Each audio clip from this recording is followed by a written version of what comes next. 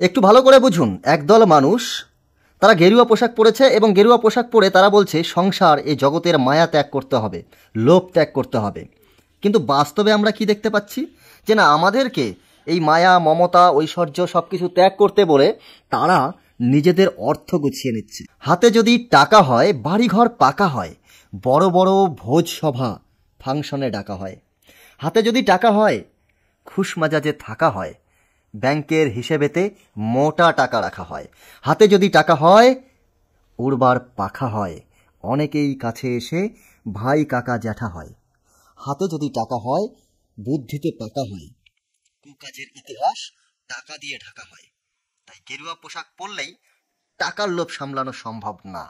তাই আমরা যা দেখতে পাচ্ছি আমাদের সামনে, যে যারা ত্যাগী, সব কিছু ত্যাগ করেছে, তারাও টাকা ত্যাগ করতে পারেনি।